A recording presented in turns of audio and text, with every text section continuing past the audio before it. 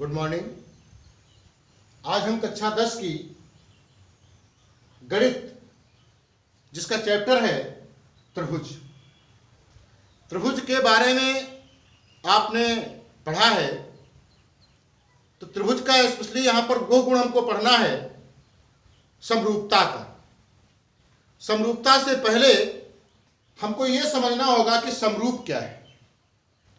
समरूप का अर्थ होता है, जैसा कि इसका नाम है, समान आकृतियों वाले, उनकी आकृतियों में डिफरेंस हो, आकृतियां एक जैसी हो परंतु उनका आकार भिन्न भिन्न हो, ऐसी वस्तुएं हमारी समरूप होती हैं।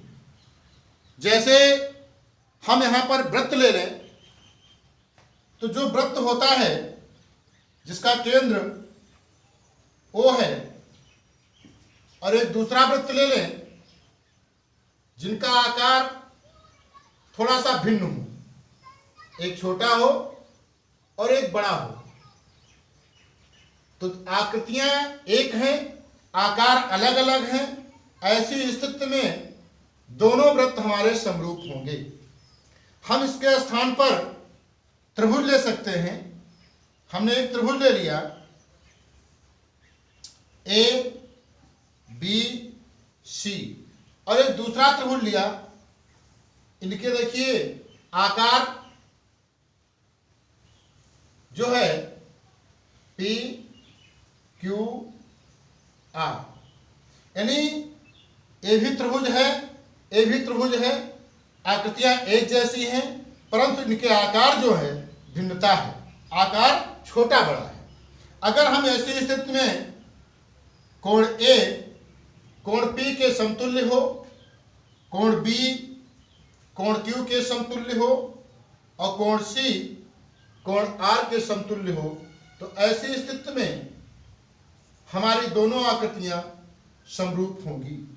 हम इसके स्थान पर वर्ग ले सकते हैं, आयत ले सकते हैं, संसार में कोई भी वस्तु ले सकते हैं, कुछ भी आप ले सकते हैं जिनका आकार अलग अलग हो, आकृतियां एक जैसी हो, वह वस्तुएं,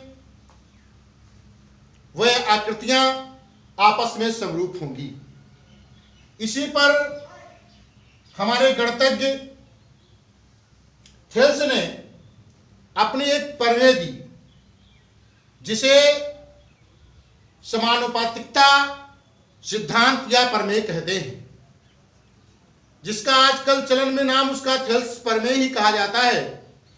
तो थेल्स प्रमेय जो है, जरा इसको आप समझेंगे, बहुत ही इंपॉर्टेंट है। ये परीक्षा के दृष्टिकोण से बहुत इंपॉर्टेंट है और ये अक्सर पूछी जाती है, प्रत्यक्ष रूप से और अप्रत्यक्ष रूप से इस पर न्यूमेरिकल भी पूछे जाते हैं। तो थेल्स प्रमेय क्या है, आइए इसकी साधारण प्रतिज्ञा सबसे पहले समझते हैं। इनका सिद्धांत क्या है? इसका सिद्धांत यह है, यदि किसी त्रिभुज में किसी एक भुजा के समांतर खींची गई रेखा अन्य दो भुजाओं को प्रतिच्छेदित करे तो उनके अनुपात समान होते हैं। यह हमें सिद्ध करना है। जो साधारण प्रतिज्ञा है, इसकी साधारण प्रतिज्ञा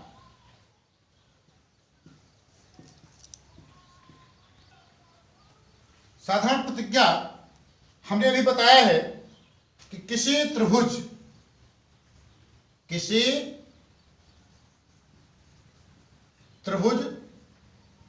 की एक भुजा के समांतर खींची गई रेखा अन्य दो भुजाओं को भिन्न भिन्न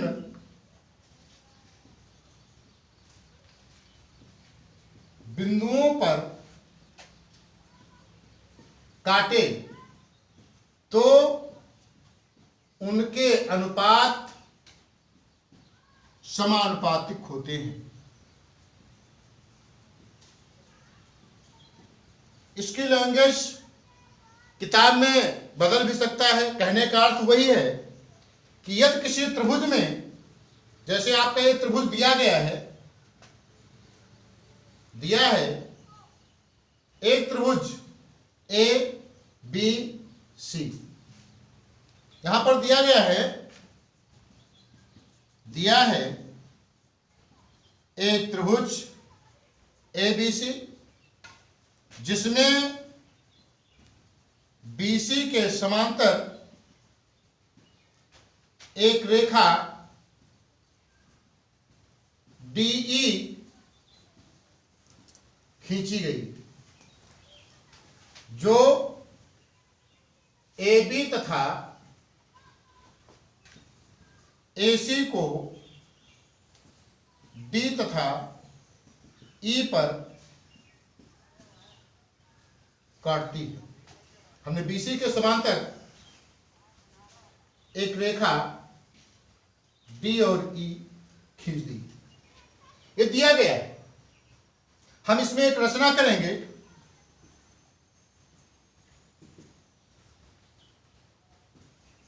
B को E से मिला दीजिए, B को E से, C को D से मिलाया, इसको मिला दीजिए, तथा D से AC पर लंब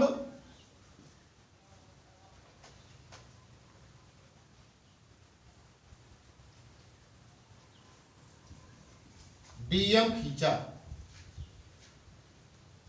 और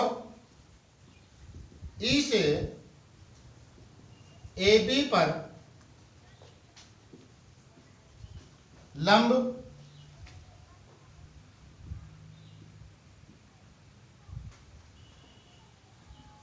EN खींचा। ये तो हमारा दिया गया है, रचना है ये। इसके बाद मुझे सिद्ध करना है। सिद्ध करने में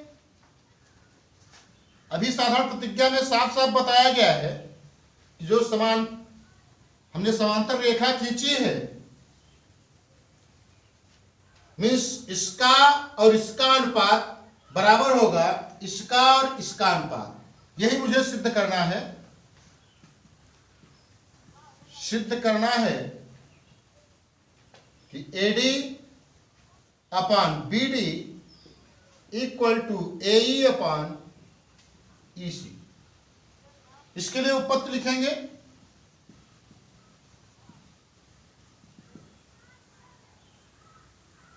आप जानते हैं कि BC हमारा आधार है और DE BC के समांतर है। आपने कक्षा 9 में प्रमेय पढ़ी थी कि एक ही आधार तथा एक समांतर रेखा के बीच बने कोणों का क्षेत्रफल समान होता है। यानी आप लिख सकते हैं area BCD equal to area BCE। ये क्यों होगा? क्योंकि एक ही आधार तथा समांतर रेखा के बीच स्थित त्रिभुज है, इसलिए इनके एरिया बराबर होंगे। अब हम इसमें क्या करेंगे? हम त्रिभुजों के क्षेत्रफल निकालेंगे। जैसे त्रिभुज ADE, इसका क्षेत्रफल निकालेंगे। Means area ADE equal to 1/2। यहां पर त्रिभुज का क्षेत्रफल होता है, त्रिभुज का क्षेत्रफल होता है 1/2 शीर्ष लंब गुणे आधार। हम ये सूत्र लगाएंगे तो 1/2 शीर्ष लंब हमारा है EN और आधार है AD। इसको सभी कर आप फर्स्ट मान लेंगे। दूसरा जो त्रिभुज हमारा है B D E, area B D E equal to 1/2 शीर्षलम ई एन गुणे आधार बी डी। ये समीकरण सेकंड है। समीकरण फर्स्ट को सेकंड से भाग करने पर कर देंगे तो area A D E upon area B D E equal to 1/2 E N into A D upon 1/2 E N into P D. 1/2 cancel, E N cancel, हमारा आएगा A D by B D.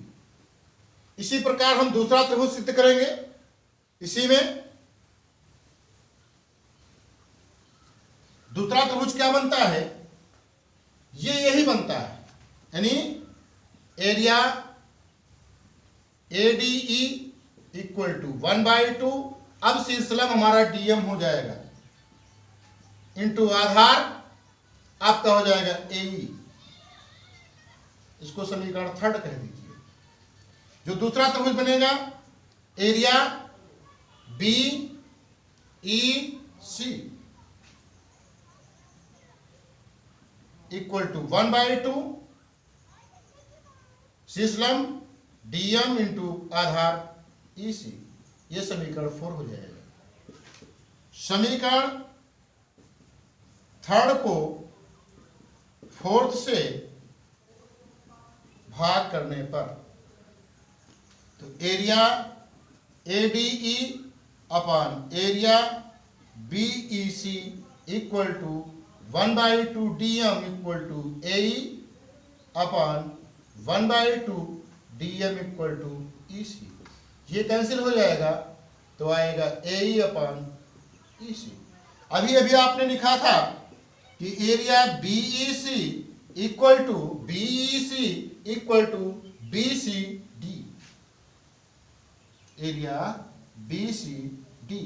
तो हम इसके स्थान पर अगर ये area रख दें तो हमारा बनेगा area A D E upon area, जहां बी ई सी लिखा है वहां पर बी सी डी रख देंगे तो आपका बनेगा ए ई अपॉन ई सी।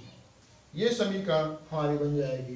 फिर और जो भी आपने सलूशन एक किया था उसका लेफ्ट था area A D E upon area B C D equal to A D upon B D. ये सोल्यूशन आएगा। इसमें आप देख रहे हैं दोनों के लेफ्ट हमारा सेम है तो राइट भी बराबर होगा, यानी आप लिख सकते हैं A D upon B D equal to A E upon E C. और मुझे यही सिद्ध करना था, सिद्ध करना यही था। तो ये हमारी थेल्स प्रमेय है। इसका एक विलोम भी है। विलोम में क्या है, इसी का विलोम है, थेल्स प्रमेय का विलोम। उसमें बताया गया है कि यदि किसी त्रिभुज में एक भुजा किन्हीं दो भुजाओं को समान अनुपात में काटे तो जो खींची गई रेखा है वो आधार BC के समांतर होगी। ये उसका विलोम है, जरा उसको भी आप देख लीजिए। इसका विलोम इसका, तो उसकी साधारण प्रतिज्ञा कहती है कि यदि किसी त्रिभुज में किसी एक भुजा किन्हीं दो भुजाओं से खींची गई रेखा समान अनुपात में विभाजित करे तो वह रेखा आधार रेखा के समांतर है। इसका विलोम है थेल्स प्रमेय का विलोम। इसकी साधारण प्रतिज्ञा क्या है,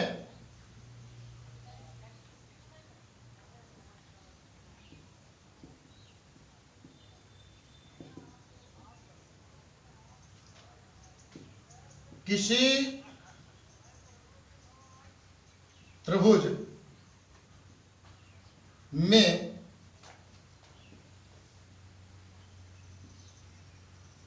किन्हीं दो भुजाओं को मिलाने वाली रेखा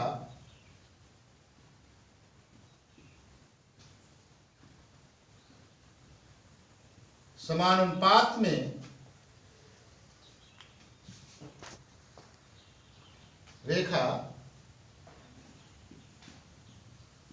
समान अनुपात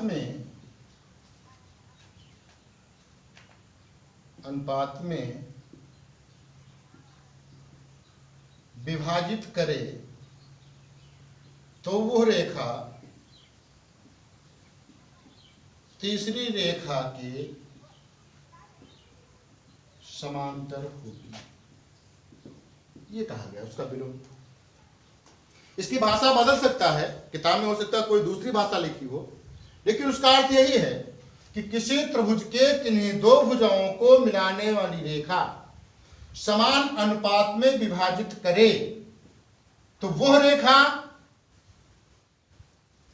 रेखा तीसरी रेखा के समांतर होगी। हमको दिया है एक त्रिभुज ABC जिसमें DE रेखा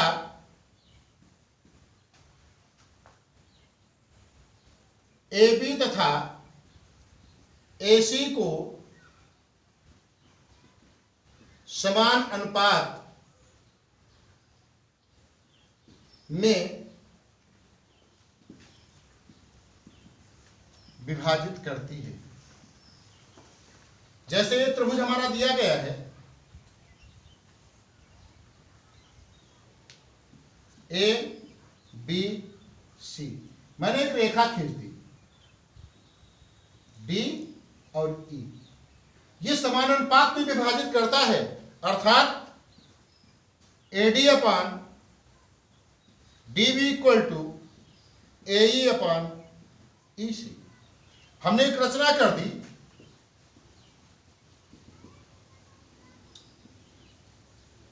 BC के समांतर एक रेखा D से खींची। हमने BC के समांतर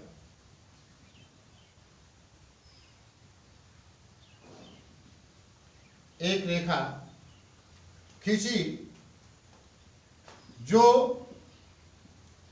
AC को E डैश पर मिलती है। सिद्ध करना है